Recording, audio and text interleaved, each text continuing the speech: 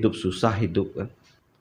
Makanya kini itu saya neng orang yang tidak ada mampu tuh langsung merasa aku dulu Flashback ke belakang. Ya.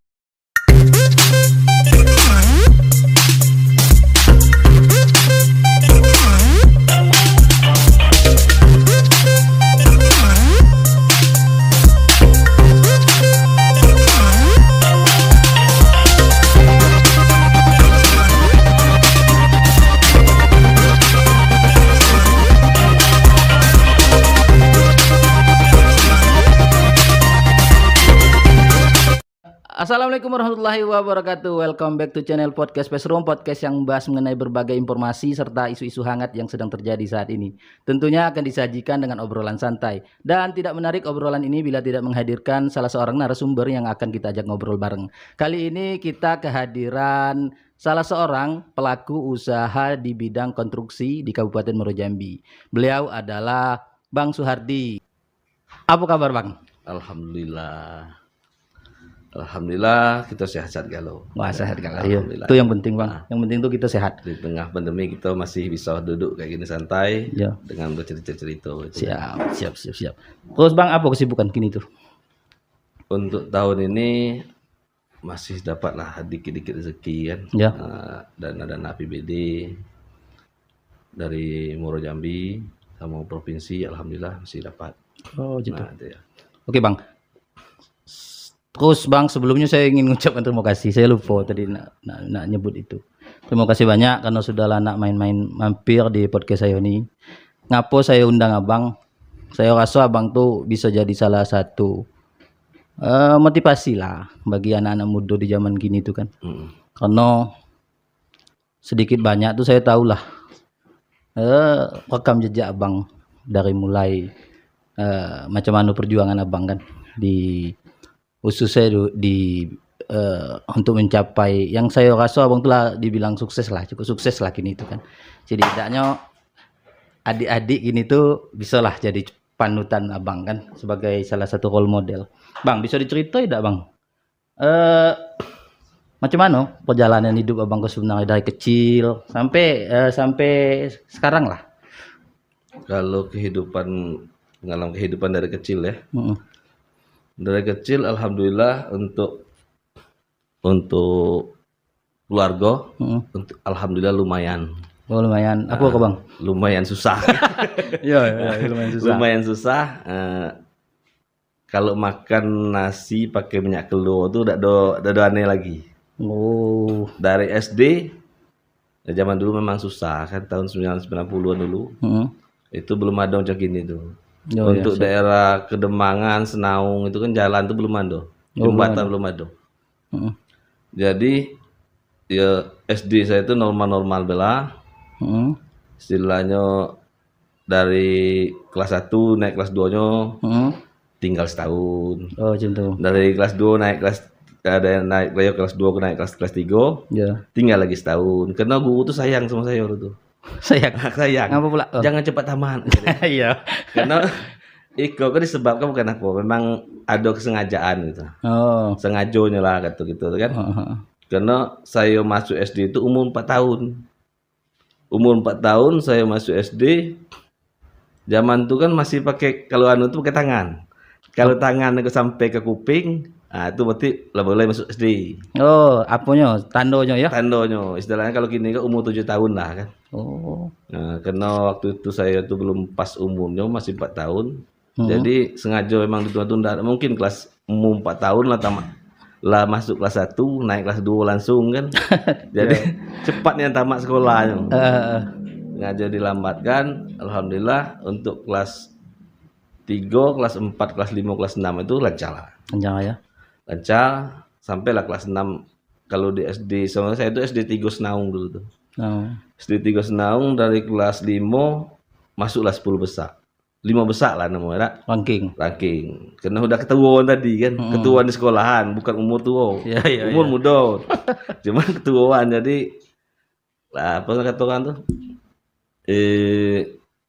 Guru-guru tuh udah akrabnya anak lawak kan. Nah, mungkin kesian apa kan maka dibagi ranking gitu. Iya. Nah, dari SD untuk udah tamat SD saya langsung melanjutkan sekolah lagi ke MTS. Kaki dulu Bang. Kita cut di batas MTS ya dak. Ah, Kaki itu di segmen kita selanjutnya kita Oke, cerita oke, kali dak. iya. Perjalanan pendidikan Abang. Saya itu yang tertarik tuh gini tuh Bang. Mengenai Abang lahir dari berapa bersaudara? Kalau saya anak pertama dari 6 bersaudara. Anak pertama, anak paling tua. Paling tua. Paling tua Bang ya. 3 cewek, 3 cowok. Terus dari segi perekonomian tuh dulu Pak Abang tuh cuman tuh dalam biar berjuang mendidik anaknya dapat berpendidikan kok. Kalau untuk orang tua tuh saya salut lah dengan orang tua. Saya berterima kasih sekali dengan orang tua saya. Jadi terharu saya. Iya, gitu kalau cerita Karena- orang tua memang apa Bang? Cara beliau mendidik saya, memang saya itu disuruhnya mandiri. Tidak ada istilahnya tergantung dengan orang tua.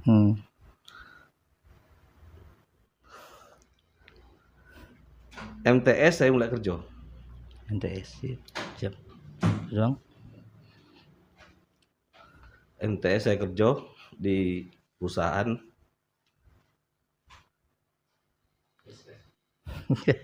Stop ya dulu. Maksud saya itu tenangi ya dulu diri Abang tuh baru kita cerita lagi santai Bang.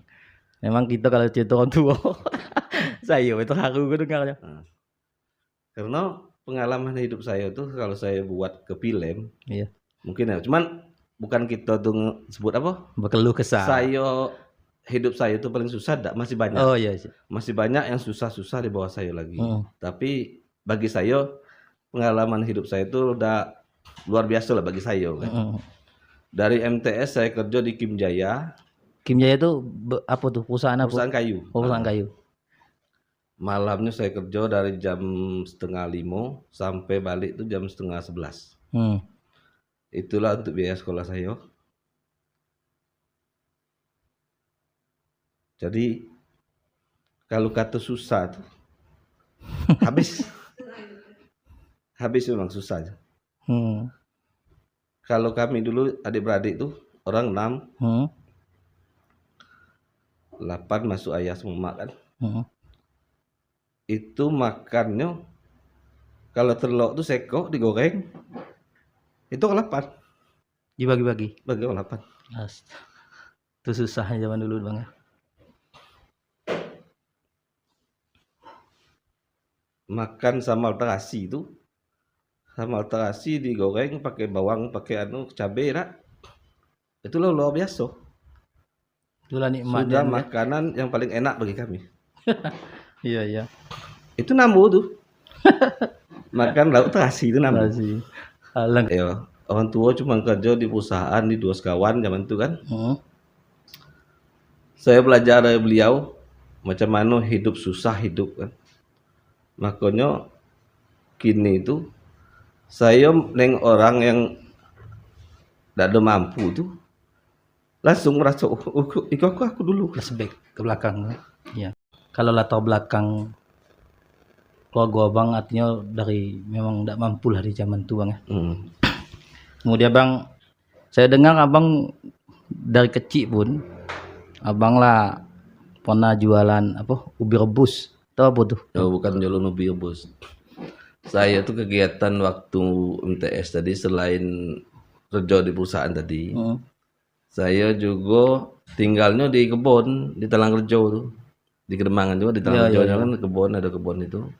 Kebetulan ada pondok, modal radio nasional Bengen, putar lah kekuat tuh sampai pokoknya sampai jam 12 malam tuh untuk hiburan nyangkul malam. Jadi kalau malam itu kan enak, tak panas kan. Delita. Jadi kalau siang baru nanam ubinya. Oh. Malamnya nyangkul, siang nanam ubi. Itu bantu orang tua apa usaha Abang Dewi? Bantu orang tua. Bantu orang tua. Karena saya itu kan anak yang paling tua, ya kita prihatin lah nengok keadaan keluarga kan. Ya karena saya bilang tadi tuh, beli ikan tuh kalau sepotong tuh untuk orang 8. Bayangkanlah makan orang 8 dengan sepotong ikan, bukan sekok ikan, sekerat pula lagi. Ikan tuh dipotong 2 di rumah makan tuh kan, nah itu kami makan orang 8 tuh. Jadi ikan tuh taruh di tengah, nasi kok tadi kuahnya dibanyakin. Udah dikasih kuah galo-galo, makan cubit-cubit nih. Baik makan, cabai makan. Jadi kalau saya tuh kan kadang balik sekolah tuh langsung ke Manyai dulu, daerah Senawung tuh kan. Makan dulu kenyang-kenyang tuh Manyai, baru balik rumah. Jadi kan orang tua kan kadang kalau pagi itu dia ke kebun, pagi ke kebun. Nah, kalau ayah tadi kan kerja di perusahaan tadi, Oh iya iya. kerja di dua sekawan. Abang tadi berapa? 6, 6 adik-beradik. adik-beradik ya. Karena awak paling tua kan. Dari ke-6 tuh pendidikannya bang, gimana? Sampai batas apa be? Kalau kini itu alhamdulillah macam adik saya ada satu di rumah sakit polisi Taman Akper kan. Oh.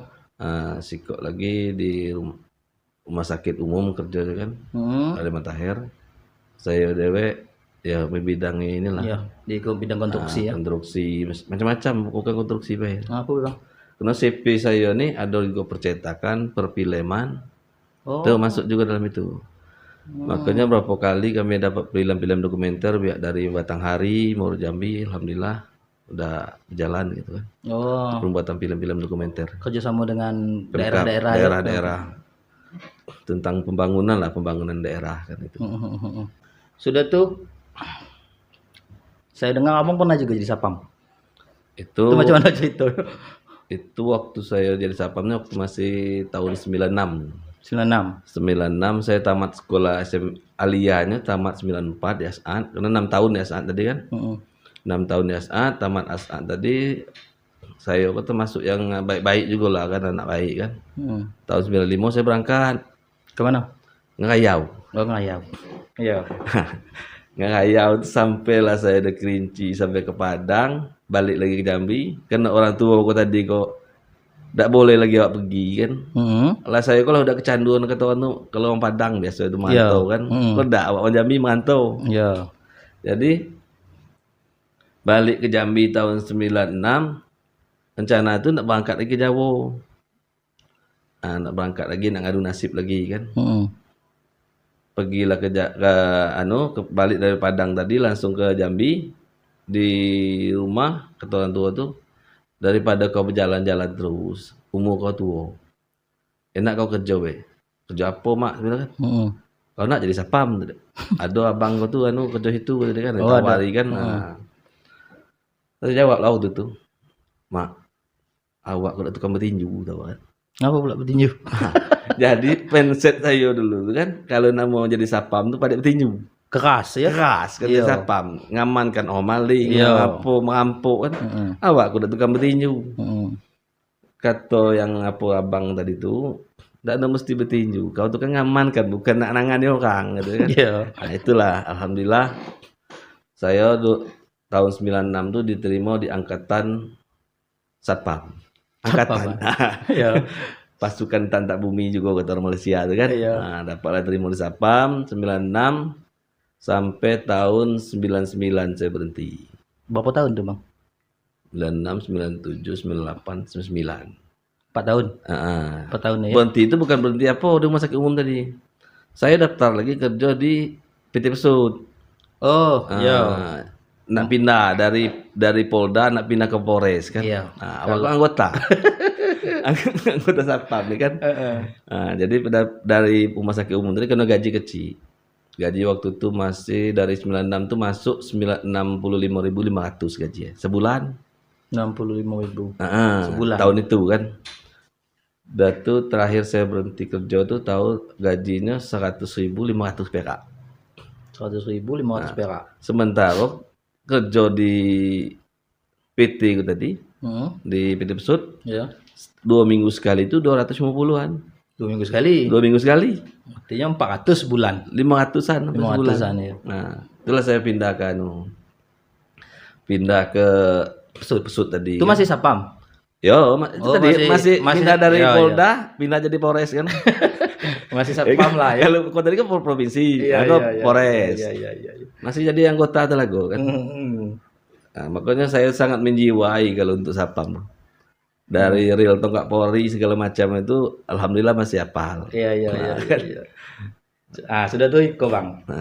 Apa mengenai pendidikan. Kan Abang tuh kan MTS, Aliyah.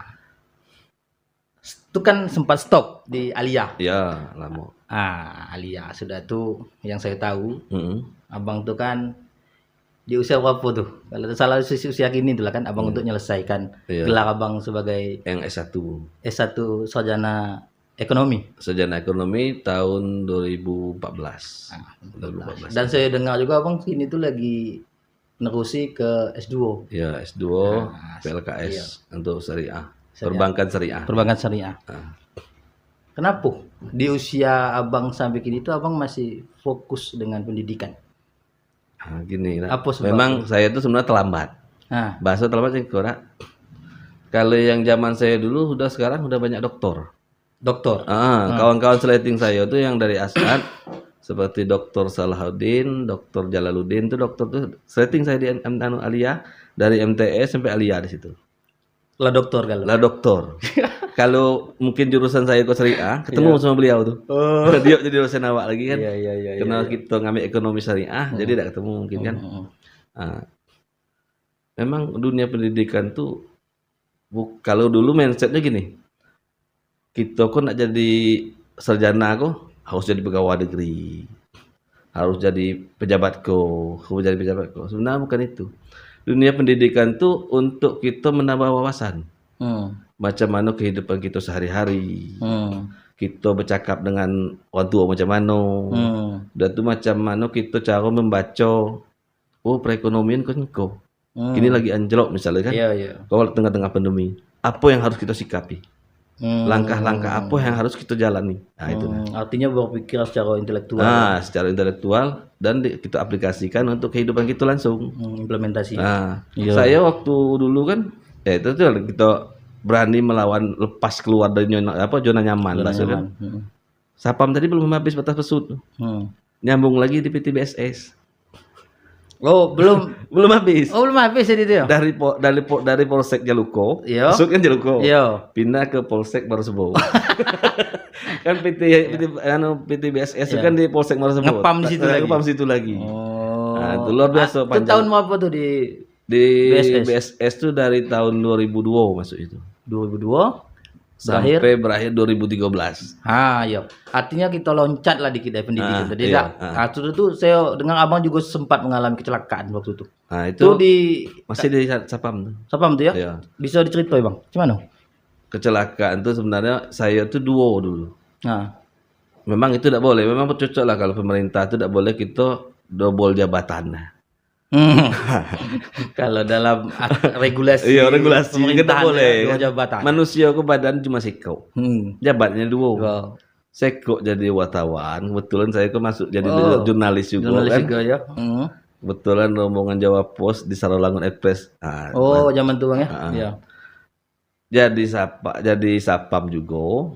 Jadi wartawan juga. Kapan abang merasa berada di titik terendah dalam hidup? Kalau titik terendah itu ya waktu kejadian patah itu lah. Kecelakaan itu. Karena akan ada kejadian yang bertubi-tubi bertubi-tubi. Ya saya balik-baliknya tadilah bilang tadi. Tidak ada suatu kesalahan atau kecelakaan atau musibah tuh. Itu bukan semuanya salah dari orang lain. Ada dari kita diri mungkin kita terlalu macam mana gitu kan. Karena Allah itu Maha Sayang, Maha Pengasih gitu kan. Karena dia sayang sama kita dipatahin kaki. Dibagiin cobaan tuh. Dibagiin cobaan tadi kan dengan masalah-masalah itu kan ujian. Kalau kita sabar, kita ridho, insya Allah kita bisa naik. Ibaratkan kata orang kalau sekolah itu tidak ada ujian, tidak mungkin naik kelas. Tidak mungkin. Harus ada ujian dulu. Terus bang, terus untuk itu introspeksi diri tadi lah yang saya bilang tadi.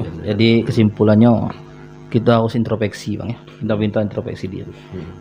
Kemudian dari keterpurukan tuh bang, gimana cara bang bangkit sampai di posisi saat itu yang saya rasa lah cukup lah. Kalau untuk bangkit, cukup sukses lah. Untuk bangkitnya yang saya ini kemarin itu dah. Kalau beban ya beban. Kata orang tidak mungkin ngota manusia gitu kan. Dari kita berjalan biasa menjadi berjalan luar biasa. Cuma karena dengan kado kayak gini kan saya dibawa orang PU juga kerja. Mas Wadi ini bisa nih kata dia kan untuk ngecek jalan gitu kan. Itu kurang kita ya. Iya, itu di garis bawah lah kan. Iya. Bukan mengolok-olok tentang kecacatan kita, Bang. Dan juga abang tidak menjadikan kekurangan abang tuh untuk belas kasih orang ya. Kita karena Allah tuh itu saya bilang tadi kan, Allah tuh maha pengasih lagi maha penyayang. Sedangkan burung pagi makan, pagi itu pergi lagi nyari makan lagi itu. Burung tidak pernah nyimpan makanan. Makan sehari habis hari. Makan sehari habis hari. Masih dikasih sama Allah tiap hari. Ada berjalan cari makan tadi. Apalagi kita manusia. Kita dibagi otak pikiran kan. Itulah beda kita dengan makhluk ciptaan Allah yang lain. Kita dibaginya akal pikiran untuk pikir bangkit. Salah satunya pendorong saya itu tadi ya yang orang dekat saya tadi, saya bilang tadi kan. Dapat jodoh baru tadi. Ya orang yang terkasih gitu. Ya, dapat jodoh baru. Support dari beliau sampai saya bisa kuliah. Sebelumnya saya tidak terpikir kuliah. Lagi normal tidak terpikir kuliah, udah sakit udah terpikir kuliah. Terus doa dari orang tua. Tuh yang itu loh, kalau dari situlah saya merasakan macam mana kasih sayang seorang tua itu tadi. Emak sama ayah itu kan. Kalau orang yang kita sangko tadi yang paling sayang dengan kita tadi, saat kita terpuruk dia lari dari kita. Yang kita perjuangkan siang malam sampai patah kaki, lari dari kita. Bukan saya tidak boleh terlalu sayang sama orang rumah, tidak boleh juga sama istri. Artinya bukan macam itu Bang ya. Bukan itu ya. Harus kita tetap walaupun kita situlah saya merasakan inilah kasih sayang orang tua itu sepanjang jalan gitu. Walaupun restu orang tua. Dia walaupun kita lah punya anak, kita ini masih anak namanya. Tetap anak ya. Iya, kalau kata orang dusun gitu kan masih gulup lagi. Iya. Padahal kita lah punya anak, punya cucu lagi malah. Tetap kita di mata orang tua kita itu tetap yang paling anak aku. Nah, itulah biar. Berarti bisa dikatakan Bang, orang tua dengan orang terkasih abang kau tadi. Salah satu faktor yang membuat abang bangkit ya. Karena Bang, kita tengok banyak di luar tuh kan, apalagi dengan keterbatasan kan, minder Bang. Disabilitas lah ini istilah bahasa kini. Iya, ada kekurangan dalam tubuhnya kan. Satu minder menghadapi apa kan. Tapi saya tengok abang tuh tak ada minder tuh, tak ada. Itu cuma tuh.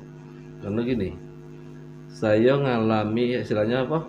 Menerima keadaan ini, keadaan yang saya alami itu dah dengan kaki normal jadi kaki tidak ada normal lagi. Cuman saya masih bersyukur. Syukurnya saya udah ada pakai tongkat. Orang tuh pakai kaki palsu.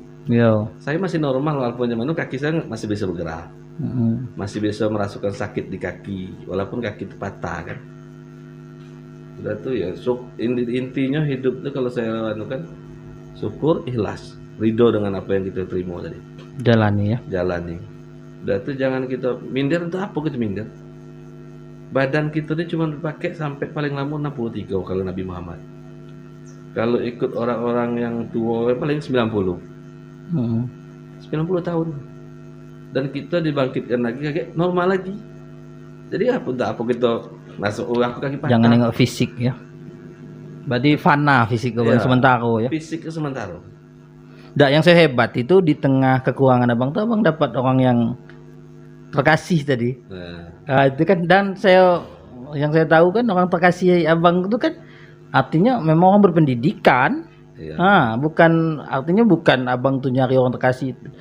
Terasa abang tuh ada kurang basing lah. Orang terkasih abang sekarang tuh orang berpendidikan saya itu kan. Itu gini, Pak. Itu saya bilang tadi Allah tuh maha pengasih lagi maha penyayang. Dia tahu. Saya punya prinsip gini, yang kita dengar kadang dari ceramah-ceramah ustadz kan. Kalau kita nak dapat orang rumah baik, kita harus baik dulu. Betul. Kita baik dulu. Kalau kita nak punya bini hafiz Quran misalnya, istri hafiz Quran, sedangkan kita berdekat dengan Quran lagi dah. Ikro tidak tahu. Cuman ada juga macam banyak lah saya lihat di luar lah. Ayahnya preman, anaknya dah mesti jadi preman. Itu urusan Allah lah, dak jalan Allah. Karena jalan Allah itu intinya kita tuh harus ikhlas, ridho, apa yang kita terima kan sabar. Sholat dan sabar itulah penolong kita untuk di dunia ini. Sholat, sabar, kemauan, Bang ya. Ya. Iyalah. Kalau minder tadi, saya rasa kalau kita sempat minder kayak gitu, ya rugi kita. Rugi, iya. Apa? Kalau kita tidak nerima dengan keadaan kita, dengan kaki kita, misalnya kayak saya kan tengkot, misalnya kan. Berarti saya tidak nerima apa yang bagi Allah. Berarti saya tidak mensyukuri apa nikmat yang bagi Allah. Kita kalau mandang tuh jangan mandang, enaknya dia tuh pintar lari, enaknya dia tuh kayo, pakai mobil sekian. Yang kita tengok apa yang kita dapat hari ini, yang kita dapat misalnya pakai sepeda, syukuri apa dengan sepeda tadi, karena bisa Allah kasih lagi. Oh, dia ini bisa dibagi amanah kata Allah. Oh, ini bisa dibagi mobil misalnya kan, mensyukuri dengan mobil yang ada tadi. Kok enggak baru punya mobil carry lah nak kepengen mobil besar lagi. Itu bukan jadi barang kebutuhan lagi, sudah gaya hidup. Yang mahal tuh gaya hidup, bukan kebutuhan. Kalau kebutuhan sebenarnya sudah dikasih gitu. Jadi maksud saya itu abang tuh kan bisa jadi contoh lah. Sedangkan kita yang punya, yang Allah bagi sempurna lah kan, galak malas-malasan kan, sedangkan abang banyak ujian, sudah itu dicoba segala hal lah, pengalaman hidup dari keluarga yang kurang mampu kan, udah tua abang mengalami kekurangan fisik akibat kecelakaan, abang masih terus maju kan sampai sekarang dengan semangat abang tuh sebagai salah satu contoh lah kan bagi apalagi anak-anak muda gini itu kan. Kalau sudah ada visi sempurna tuh artinya nama itu kan yang lurus-lurus beda bang, semangat dak, doa restu orang tua kan. Jadi cara memandang hidup sebenarnya, cara memandang hidup. Maka saya bilang tadi, dengan adanya kejadian saya diuji dengan kecelakaan dan musibah segala macam dak, saya pelajari macam mana caranya aku mandang hidupnya ke depannya lagi. Aku harus bisa sukses. Orang lain kok bisa jadi presiden, kita harus bisa jadi presiden. Iya. Memang kadang orang mikir dak, kayak saya kemarin pernah nyalek itu dak, Pak Suhardi kok gila nyalek, berjalan beda beres, aku lagi nak jadi anggota dewan. Nah itu bahasa orang kan sampai ke kuping saya kayak itu. Dikecilkan lah. Dikecilkan lah. Apalagi dengan keterbatasan kita tadi, dengan latar belakang keluarga kita macam mana. Oh ya tak bisa dia jadi anggota dewan. Dipandang sebelah mata lah. Pandang sebelah mata. Cuman ya itu tadi, kita jangan putus asa dengan pandangan orang. Karena kalau kita mandang mikirkan macam mana orang mandang kita, apa pendapat orang tentang kita, kalau itu yang kita pikirkan, kita tidak bakal pernah maju. Apa penilaian abang terhadap pencapaian dan abang saat kok sudah berhasil kah? Kalau saya prinsipnya alhamdulillah, Alhamdulillah bang ya. Apa yang dibagi Allah untuk hari ini, saya rasa itu sudah luar biasa. Cuma kalau orang mungkin belum lah istilahnya kan. Cuma saya tetap alhamdulillah, apapun yang diberikan oleh Allah untuk kita, ya alhamdulillah itulah. Ya karena kan abang tuh kini tuh banyak pekerjaan kan, sibuk kuliah S2-nya, sibuk pekerjaan konstruksinya, sibuk bimbing adik-adik gitu muda di bidang pengembangan bakatnya kan, macam itu kan. Iyalah artinya abang syukuri tak ya, semuanya itu tak. Alhamdulillah ya. Terima tuh syukuri bela itu. Sudah tuh bang. Macam mana? Bukan macam mana. Sudah tu, akankah abang akan melewati jalur karir menempuh jalur politik? Karena kan sebelumnya abang pernah juga kan mencalonkan diri sebagai legislatif di Kabupaten Muaro Jambi pada tahun berapa tuh bang? 2019. 2019, tapi Allah belum kehendak untuk abang berbuat lebih banyak terhadap masyarakat Muaro Jambi kan. Apakah ke depannya kok kan Muaro Jambi bentar lagi tuh kan bang 2024 2025 itu kan akan menghadapi legislatif, provinsi pun juga kan menghadapi legislatif dengan pilkada kan. Iya. Adakah ke arah situ bang? Untuk maju untuk di pileg, insya Allah saya memang maju. Oh memang ada niat bang ya? Niat maju. Di mana tuh? Di provinsi atau kabupaten? Kita lihat peluang ya. Tengok peluang. Nah gagal cukup sekali gitu. Mudah-mudahan yang ini insya Allah. Apakah akan berkecimpung di partai lama tempat abang mencalekkan lama yang dulu atau kalau abang kini itu di mana? Kalau masih jadi pengurus di PKB. Pengurus apa nih bang? Wakil ketua di PKB DPC. Oh DPC. Kabupaten Muaro Jambi kan. Kabupaten Muaro Jambi ya. Untuk kedepannya ya kalau partai itu nama politik itu kan dinamis. Ya, bisa berubah-ubah dalam satu waktu kan. Betul. Semenitnya bisa berubah. Nah itulah rencana itu memang ada. Kalau masyarakat misalnya sudahlah Bang Soehardi itu jangan lagi selatih. Kami pengen Bang Soehardi itu majulah di pilkada Kabupaten Muaro Jambi. Nah, cuman bang kalau ada kehendak masyarakat macam tu. Ya, kalau memang masyarakat, masyarakat memang meminta untuk maju di pilkada ya ngapa tidak ya kan? Ngapa tidak kita berbuat untuk daerah kita. Dan saya kan sudah istilahnya ya sedikit banyak kan bermainnya di Muaro Jambi. Betul. Tahu apa dan macam mana Muaro Jambi kan. Itu aja. Tentu ya. Artinya ketika memang kalau masyarakat yang berkehendak, kenapa tidak bang ya? Kenapa tidak? Karena akan abang kan cita-cita abang ingin bermanfaat bagi orang banyak. Ya. Mungkin lewat jalur itu. Cuman ya tergantung kehendak Allah juga lah kan. Oke. Kalau Allah memang situ jalannya saya terima. Memang kalau saya dewek nih anak maju ngotot, aku harus jadi bupati dah. Udah bang ya. Tapi kalau legislatif ya. Kalau legislatif memang ada niat bang ya. Karena kita tuh walaupun macam mana ya manusia tuh meninggalkan nama. Kalau harimau meninggalkan belang itu hasilnya kan. Bukan kita nak meninggalkan nama tadi. Aku harus jadi ini, namaku dibilang almarhum Sian itu jadi pernah jadi anggota dewan tidak, bukan itu maksudnya. Yang berbuat yang terbaik lah untuk masyarakat Muaro Jambi kan itu. Sudah tuh bang, mungkin ke closing statement lah dari abang.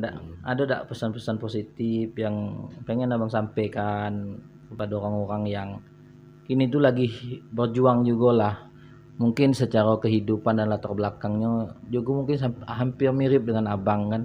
Untuk saya itu apa pesan dan motivasi abang terhadap kawan-kawan kita di luar sana yang masih berjuang, dan mungkin ada yang sudah pesimis menghadap kehidupan kan, karena saya tengok abang tuh kan maju tak gentar membela yang benar, maju terus kan sampai gini tuh.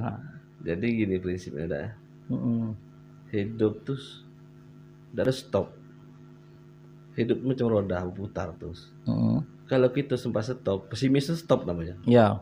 Oh udahlah aku nih kayak gini lah terus. Aku nih tidak bakal maju dah. Aku cuma jadi kolah. Oh aku cuma jadi kuli lah. Kalau kita yang bilang kayak gitu ya kita stop. Allah itu kan macam mana prasangka umat. Macam mana prasangka hambanya itu. Kalau kita prasangka ya Allah, aku nih bisa jadi ini lah ya. Coba Allah jadikan aku kayak ini, bisa insya Allah. Bisa bang ya? Yakin.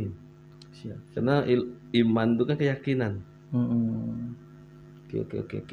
Berarti balik ke moto abang tadi lah, ada. Iya. Kalau orang lain bisa. Orang lain bisa, ngapa kita tidak bisa? Itu beda. Itu pesan dalam dan pesan tuh bang. Berarti mungkin itulah bang. Nggak bincang-bincang kita kali ko bang.